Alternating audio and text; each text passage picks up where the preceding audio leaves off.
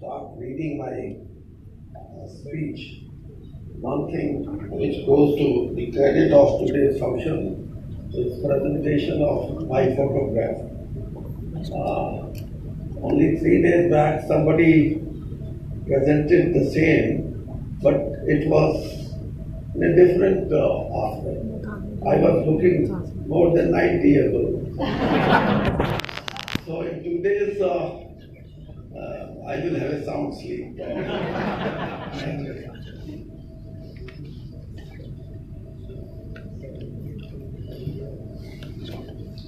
This roundtable conference on national steel policy, future prospects, present here Dr. Aruna Sharma, Secretary Ministry of Steel, Shri Arun Kumar, Secretary Ministry of Mines, and Shri Sheshabdi Rao, Joint Managing Director JSW, and Sunil Kakkar, Executive Vice President Maruti Suzuki India, and Shri Rishiraj, Executive Director Corporate Financial Express. Ladies and gentlemen, I'm happy to be here with all of you for this roundtable conference. It is good to see industry stalwarts and key stakeholders participating on this unique platform. Beginning of the year 2018 has been very positive and encouraging for steel industry in our country. India reached 3-digit production level for the first time ever, when the steel production for the calendar year 2017 crossed 100 million tons mark.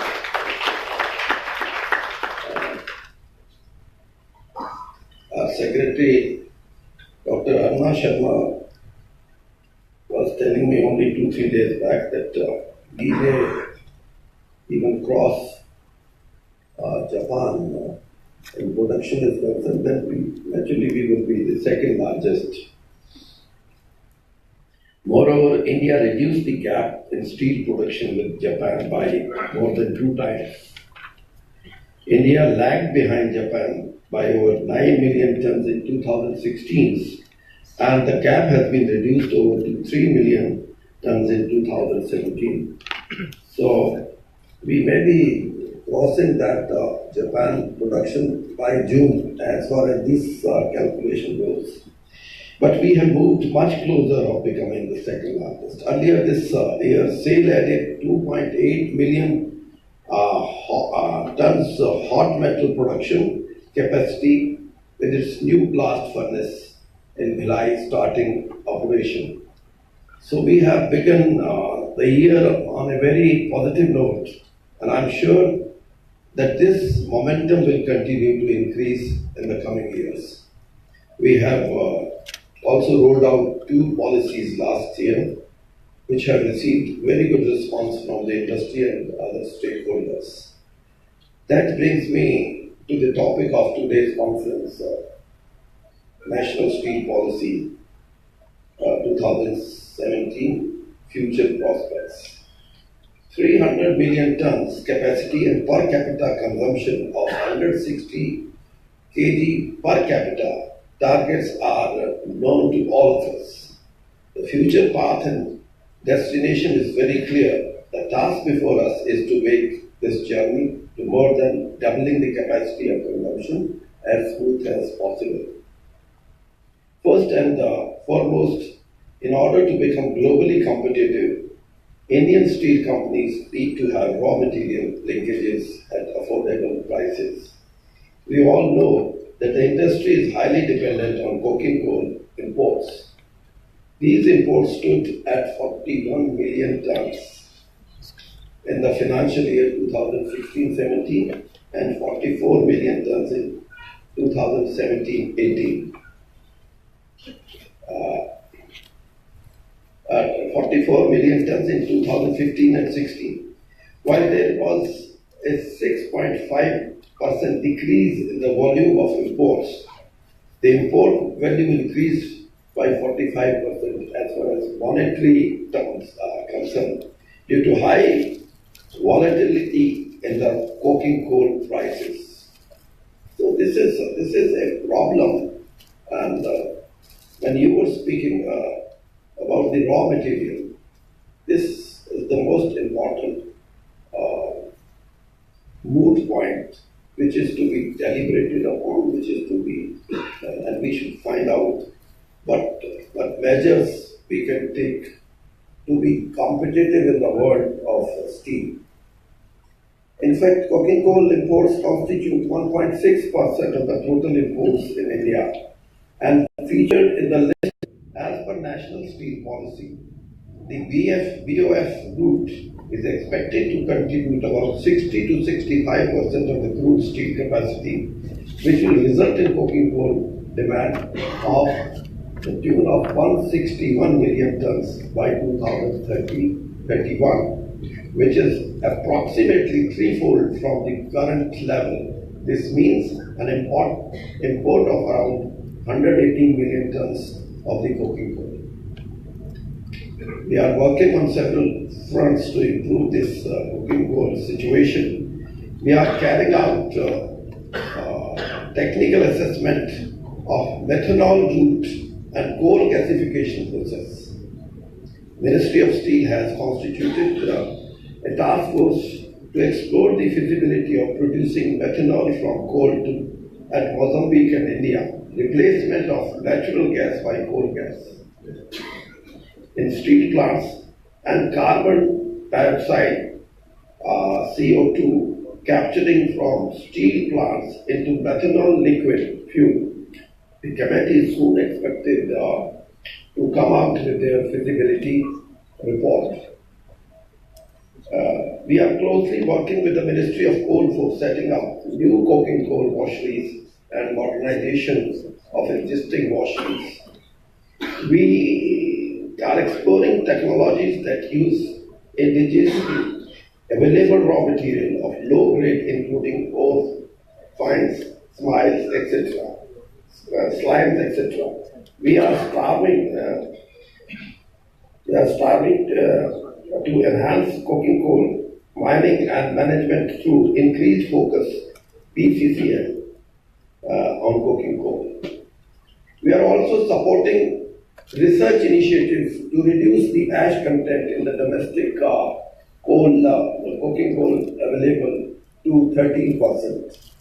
India draws its competitiveness in steel through vast availability of iron ore in the country. We will need 436 million tons of iron ore to grow the steel capacity to 300 million tons by 2030-31.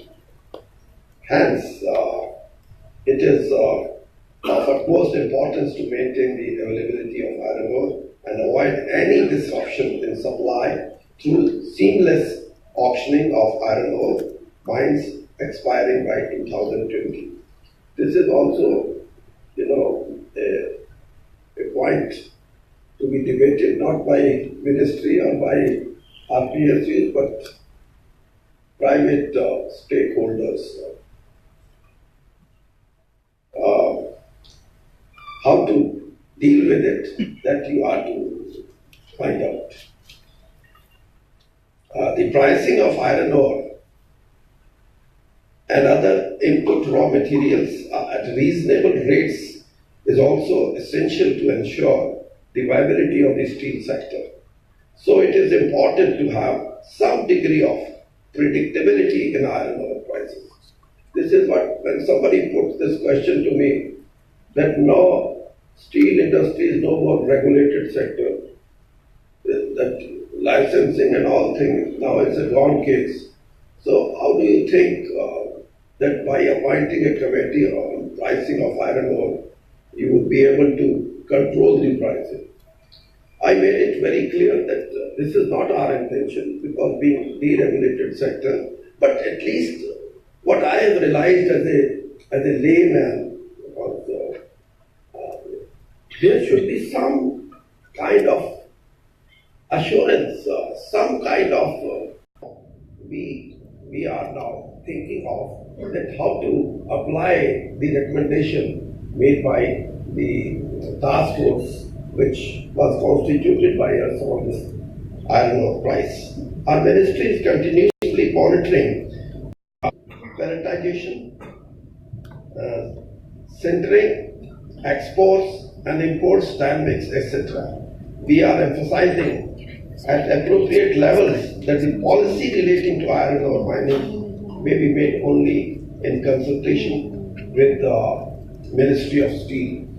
Natural gas is an important input for gas-based iron plants in the country. Though these are less in numbers at present, but Ministry of Steel is encouraging building of gas-based capacities in order to make green steel and reduce carbon footprint of the steel industry. This will be another area of trust under our policy. We know that movement of major raw materials of the steel sector like iron ore and coal as also finished products is majority dependent on Indian Railways. Hence, to make Indian steel competitive, freight and availability of freights play a decisive role. Talking to logistic infrastructure, development of local evacuation network needs to be encouraged in an integrated manner along with developing of mineral blocks. Dedicated steel corridors can be planned on hub and spoke model to facilitate transport of minerals and finished products from different locations. Adoption of innovative, eco-friendly and efficient modes like slurry pipelines and conveyors are being promoted and encouraged by our ministry. We are also seeing to it that an enabling environment is created to allow private companies to undertake construction of such infrastructure, including rail and road, for their own agencies. Similarly, use of coastal waterways started using coastal routes for domestic transportation last year. To promote investment in steel sector, special incentives are priority for movement of railways, port, coastal shipping must be encouraged. We are working between multiple agencies involved at center and state level through a single window approach will be crucial. Timely when approvals will also be critical in ensuring smooth transition into 2020 when mining leases are set to expire. That is what I have printed. Ministry of Steel is committed to provide appropriate policy support for addressing challenges in areas related to logistics, raw materials, securitization, etc. on supply side. We have also planned to more than double the per capita steel consumption, and a lot is being done on demand side too. Policy for providing preference to domestically manufactured iron and steel products and government procurement has been enforced in May 2017. The result are these for all you to see. Ministry of Steel has also formed task force with representatives from Railways, Ministry of Urban Development, Ministry of Road Transport and Highways and Ministry of Shipping and public PPP projects. This is also likely to support usage of steel in big projects. To maintain a leading country in the world steel industry, we will have to keep pace with new developments. The world today is talking about the fourth industrial revolution called Industry 4.0. Some of the world's biggest steel manufacturers companies are already leading the way in smart production and seizing the opportunities presented by the fourth industrial revolution. From the steel industry perspective, Industry 4 means almost autonomous steel works. and iron industry will also have to look for such technological advances. The bulk of the infrastructure related steel demand will come from the government projects. Total infrastructure outlay for 2018-19 is about 6 lakh crores, which is expected to boost the steel demand in the country. And if we roughly we calculate what would be the steel component for 6 lakh projects, 6 lakh crore projects, it comes to 10%, maybe 60,000 crore, maybe more than that. While government aided and government initiated projects are on course, the private sector investment in infrastructure needs to grow. Companies should explore possibilities for developing new markets by adopting new technology and adding value-added products, like non-corrosive steel products for construction in coastal areas, auto-grade steels, crash barriers, grain silos, electrical steels, etc. R&D and the innovation in the new products needs to be done, keeping the requirements of end user in mind. And when we talk of end user, it's not steel consumption can increase only in that situation when we are able to make such a marketing where you are to replace plastic and other metal by steel, and that needs some brainstorming, something where we can change the mindset of our people. That is how I still know some of the products 50 years back. They were the products in the common man's mind was that it is to be steel product. It cannot be other thing than the steel. But when it started changing, then now the stage has come where they think that if you are to put water tank on the top of your house, the best would be the plastic one. So this is to be changed. I know within the last 60 years, when it used to be steel, that was the impression carried that within 2-3 years, junk and domination of junk only. And then they started making that tank of bricks. And ultimately, syntax took over all kind of. So this is how, when we talk of fourth industrial revolution, the mind should also apply to this, that what are the forces which can change the mindset according to the fourth revolution is to take place. I am a son of a farmer, and when I was hardly 8-10 years old, first time this fertilizer, chemical fertilizer, was introduced in the market, and for years together, not 1 year or 2 years, at least for 5, 7, even 10 years, the general impression with the farmer was that if you would apply this, the land would go waste. Even in future, you won't have the facility to grow anything.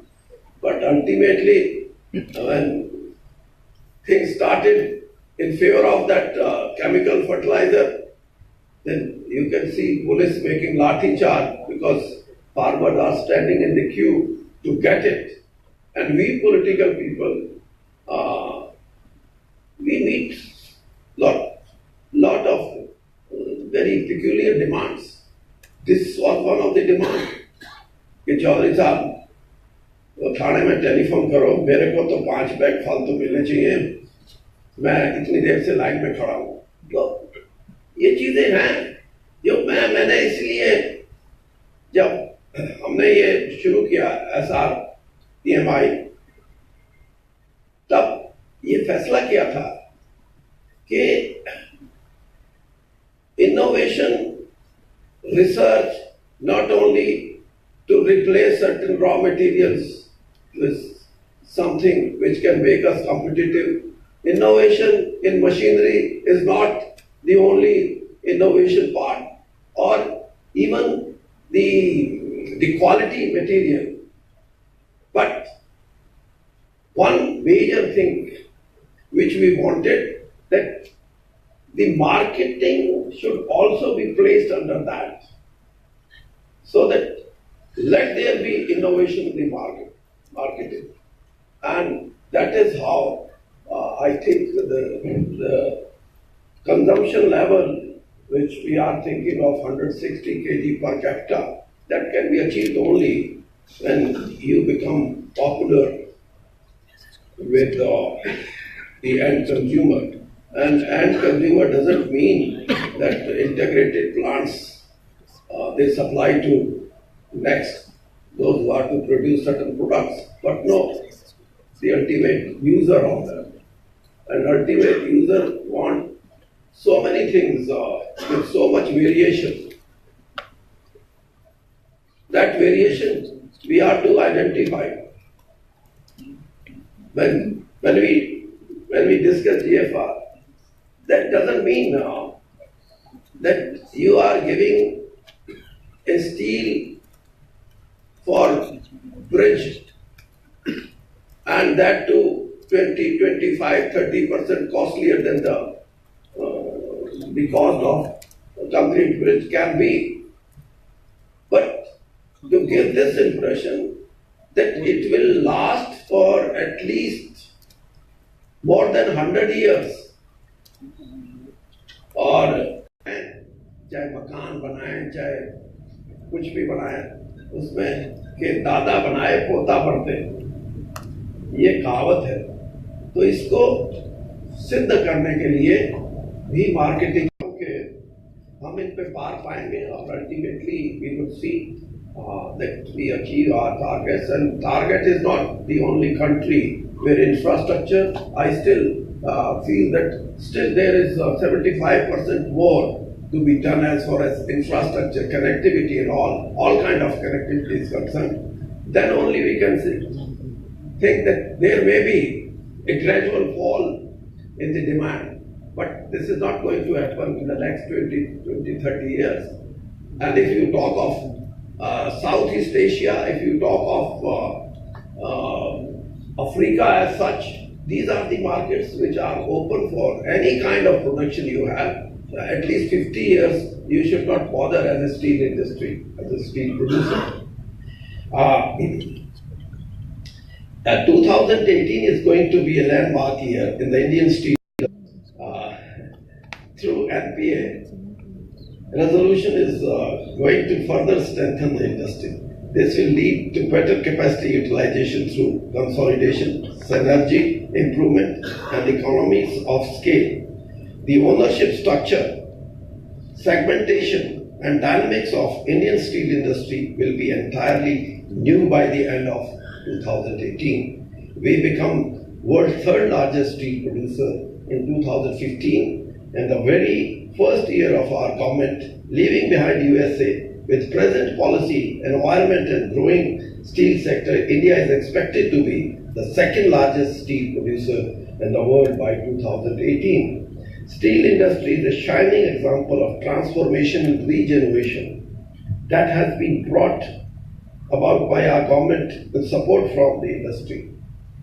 Let me once again assure each one of you today that our government will leave no stone unturned to ensure that the Indian steel industry realizes its full potential and